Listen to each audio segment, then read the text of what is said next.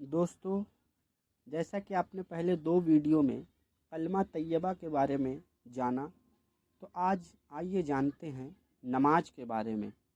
पुस्तक इस्लाम क्या है से।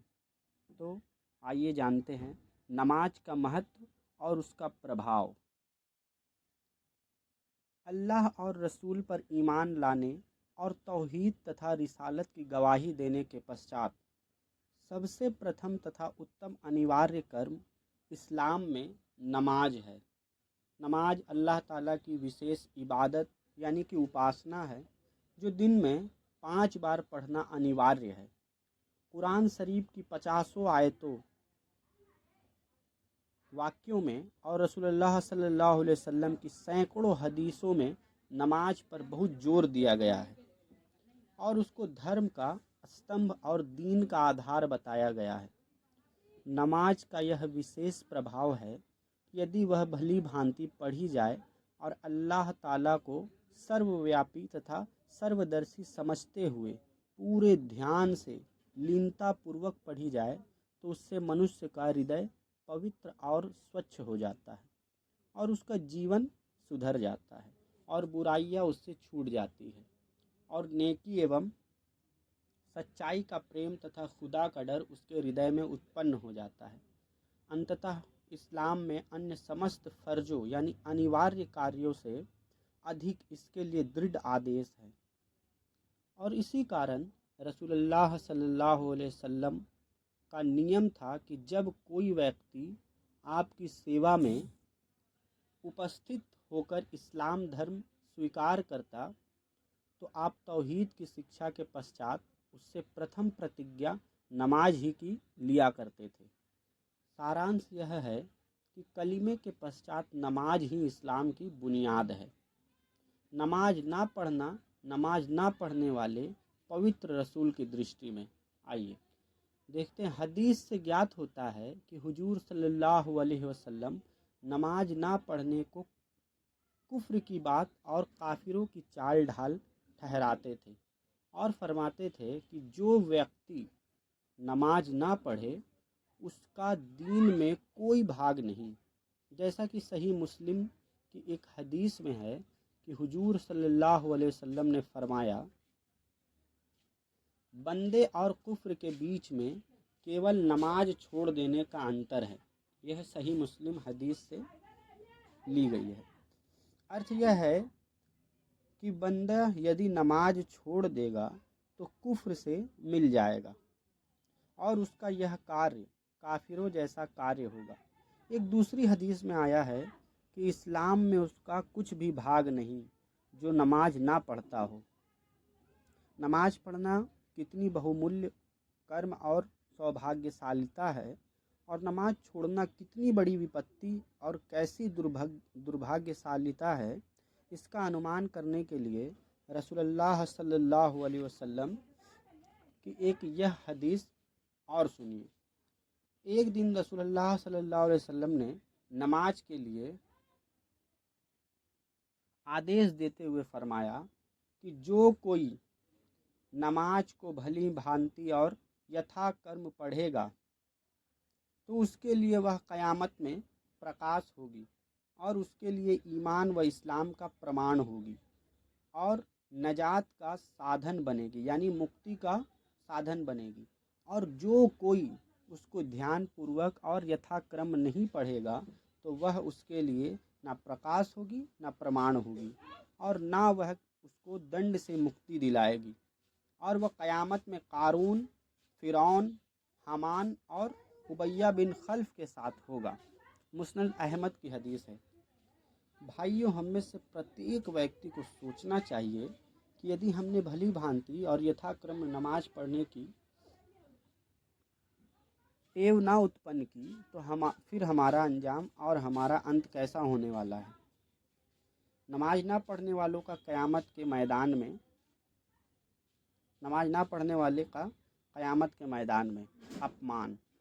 नमाज ना पढ़ने वालों का कोई क़यामत के दिन सर्वप्रथम जो अपमान और निरादर उठाना पड़ेगा, उसको पवित्र कुरान की एक आयत में इस प्रकार वर्णन किया गया है, जिसका तर्जुमा है, क़यामत के दिन जबकि अत्यंत कठिन समय होगा और संसार के आदि से अंत तक के समस्त मनुष्य क़यामत के मैदान में एकत्रित होंगे, तो अल्लाह ताला का एक विशेष तेज यानी तजल्ली प्रकट होगा और उस समय पुकारा जाएगा कि सब लोग अल्लाह के समक्ष सजदे में गिर जाएं। तो जो भाग्यशाली ईमान रखने वाले संसार में नमाज़ें पढ़ते थे और अल्लाह को सजदे किया करते थे, वह तो तुरंत सजदे में चले जाएंगे, परंतु जो लोग स्वस्थ और हट्टे कट्टे होते हुए भी नमाज नहीं पढ़ते थे, उनकी कमरें उस समय तख्ते के समान कड़ी कर दी जाएंगी और वो काफिरों के साथ खड़े रह जाएंगे, सजदा ना कर सकेंगे और उन पर अत्यंत अपमान एवं निरादार का दंड छा जाएगा और उनकी निगाहें नीची होंगी और वह आंख उठाकर कुछ देर देख ना सकेंगे। नरक के दंड से पूर्व ही अपमान एवं निरादार का यह दंड उनको महशर में समस्त संसार के सम्मुख उठाना होगा। अल्लाह ताला हम सबको इस दंड से बचाए, आमीन। वास्तव में नमाज ना पढ़ने वाला व्यक्ति एक प्रकार से खुदा का राजद्रोही है और वह जितना भी अपमानित किया जाए और जितना भी उसको दंड दिया जाए, निसंदेह वह इसके योग्य है। उम्मत के कुछ धर्मचारियों के कथा अनुसार तो नमाज छोड़ने वाले लोग धर्म से निकल जाने वाले हैं और धर्म त्यागने वालों के सामने बाध्य किए जाने योग्य हैं। भाइयों, हम सबको भली भांति समझ लेना चाहिए कि बिना नमाज के मुसलमान होने का अधिकार जताना प्रमाण रहित है और बेबुनियाद है। नमाज पढ़ना ही वह विशेष धार्मिक कर्म है जो अल्लाह ताला से हमारा संबंध स्थापित करता है और हमको उसका दया का पात्र ठहराता है। नमाज की बरकतें। जो बंदा 5 पहर अल्लाह ताला के समक्ष उपस्थित होकर बद्ध खड़ा होता है, उसकी प्रशंसा और विनय करता है, उसके सामने झुकता है और सजदे में गिरता है और उससे प्रार्थना करता है, तो वह अल्लाह ताला की विशेष दया दृष्टि और उसके प्रेम का अधिकारी हो जाता है और प्रत्येक पहर की नमाज में उसके पाप और अपराध क्षमा होते रहते हैं और उसके हृदय में प्रकाश उत्पन्न होता है। उसका हृदय पापों के मैल कुचैल से पवित्र और स्वच्छ होता है। एक हदीस में है कि हुजूर सल्लल्लाहु अलैहि वसल्लम ने एक बार बड़ा अच्छा उदाहरण देकर फरमाया, बतलाओ, यदि तुम में से किसी के द्वार पर नहर बह रही हो जिसमें वह प्रतिदिन 5 बार स्नान करता हो, तो क्या उसके शरीर पर कुछ भी मैल रहेगा? लोगों ने उत्तर दिया, हुजूर, कुछ भी नहीं रहेगा। आपने फरमाया, बस 5 नमाजों का उदाहरण ऐसा ही है। अल्लाह ताला उनकी बरकत से पापों और अपराधों को मिटा देता है। बुखारी व मुस्लिम की हदीस है। अब आइए देखते हैं जमात यानी सामूहिक रूप से नमाज पढ़ने का दृढ़ आदेश और उसकी उत्तमता, यानी जमात से नमाज पढ़ने का आदेश। रसूलुल्लाह सल्लल्लाहु अलैहि वसल्लम की हदीस से यह भी ज्ञात होता है कि नमाज की वास्तविक श्रेष्ठता और बरकत प्राप्त करने के लिए सामूहिक रूप से जमात से नमाज पढ़ना भी आवश्यक है और इसके लिए इतना दृढ़ आदेश है कि जो लोग असावधानी से अथवा आलस्यवश जमात में सामूहिक नमाज में उपस्थित नहीं होते थे, उनके संबंध में हुजूर सल्लल्लाहु अलैहि वसल्लम ने एक बार फरमाया था कि मेरा जी चाहता है कि मैं उनके घरों में आग लगा दूं। सही मुस्लिम की हदीस है। बस इसी एक हदीस से अनुमान लगाया जा सकता है कि जमात का छोड़ना अल्लाह और रसूल को कितना कलेश कारक है। और सही हदीस में आया है कि सामूहिक रूप से नमाज पढ़ने का प्रतिफल अकेले नमाज की अपेक्षा 27 गुना अधिक होता है। बुखारी शरीफ की हदीस है। पाबंदी के साथ सामूहिक रूप से नमाज पढ़ने में आखिरत के प्रतिफल के अतिरिक्त और भी बड़े बड़े लाभ हैं। उदाहरणार्थ यह कि एक, यथाक्रम यानी जमात से नमाज पढ़ने से मनुष्य में यथाक्रम समय के प्रयोग की क्षमता उत्पन्न हो जाती है। दूसरा, दिन रात में 5 बार मोहल्ले के समस्त मुसलमान भाइयों का एक जगह जन समूह हो जाता है। जिससे बड़े बड़े लाभ उठाए जा सकते हैं। तीसरा, जमात की पाबंदी करने से नमाज की पूरी पाबंदी प्राप्त हो जाती है, और जो लोग जमात की पाबंदी नहीं करते, बहुधा देखा गया है कि उनकी नमाजें अधिकता से छूट जाती है। चौथा, और एक बहुत बड़ा लाभ यह है कि सामूहिक रूप से नमाज पढ़ने वाले प्रत्येक व्यक्ति की नमाज पूरे समूह की नमाज का अंश बन जाती है, जिसमें अल्लाह के ऐसे नेक और प्रिय बंदे भी होते हैं जिनकी नमाजें बड़ी अच्छी लीनता तथा धुन ध्यान वाली होती है, और अल्लाह ताला उनको स्वीकार करता है। तथा अल्लाह ताला की दयालुता से यही आशा है कि जब वह समूह के कुछ लोगों के नमाजें स्वीकार करेगा, तो उन्हीं के साथ नमाज पढ़ने वाले अन्य व्यक्तियों की नमाजें भी स्वीकार कर लेगा, चाहे उनकी नमाजें उस श्रेणी की ना हो। है वह दयालु करुणा निधान, ऐसा दयालु ऐसा उदार, देता है दुर्जन को क्षमा सत्संग से करके सुधार। जिस नाव पर संतों सहित बैठे कोई पापी कुजन, हो जाएगी जब नाव पर डूबेगा पापी किस प्रकार। ये कुछ हिंदी के कविता थी। अतएव हम में से प्रत्येक व्यक्ति को विचार करना चाहिए कि बिना किसी अत्यंत विवशता के जमात नष्ट कर देना कितने बड़े प्रतिफल और कितनी बरकतों से अपनों को वंचित कर देना है। अगला है लीनता तथा धुन ध्यान का महत्व, यानी एकाग्रता से नमाज को पढ़ना।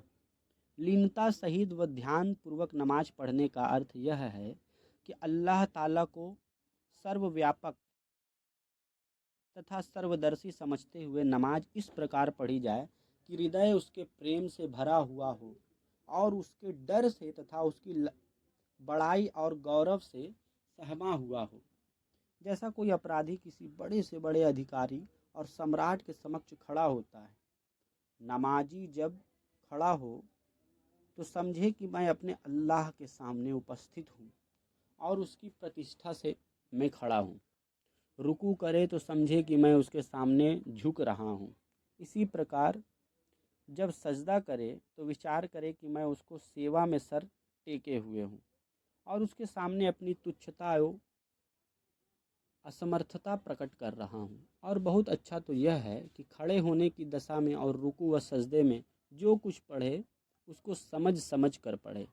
वास्तव में नमाज का यथार्थ स्वाद जब ही प्राप्त हो जा सकता है कि जो कुछ उसमें पढ़ा जाए उसकी अर्थ समझते हुए पढ़ा जाए। नमाज में जो कुछ पढ़ा जाता है उसके अर्थ को याद कर लेना बहुत सरल है। नमाज में लीनता एवं ध्यान और अल्लाह की ओर हृदय का झुकाव वास्तव में नमाज की जान और उसका सार है।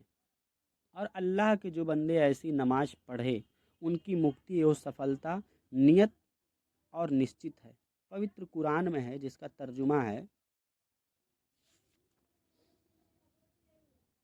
सफल व ईमान वाले हैं जो अपनी नमाजें लीनता सहित अदा करते हैं। और एक पवित्र हदीस में है कि रसूलुल्लाह सल्लल्लाहु अलैहि वसल्लम ने फरमाया, 5 नमाजें अल्लाह ताला ने फ़र्ज की है, जिसने भली भांति इनके लिए वुजू किया और ठीक समय पर इनको पढ़ा और रुकू व सजदा भी उसे जैसी करनी चाहिए किया, तो ऐसे व्यक्ति के लिए अल्लाह का वचन और निर्णय है कि उसको क्षमा प्रदान कर देगा। और जिसने ऐसा ना किया, अर्थात जिसने ऐसी भली भांति नमाज ना पढ़ी, तो उसकी क्षमा के लिए अल्लाह का कोई वचन नहीं है। चाहेगा तो उसको क्षमा कर देगा और चाहेगा तो उसको दंड देगा। मुस्नद अहमद व सुन्ना अबू दाऊद की हदीस है। अंततः यदि हम चाहते हैं कि आखिरत के दंड से मुक्ति प्राप्त हो और अल्लाह ताला हमको अवश्य ही क्षमा प्रदान कर दे, तो हमको चाहिए कि इस पवित्र हदीस के विषय के अनुसार 5 पहर की नमाज अच्छे ढंग से पढ़ा करें।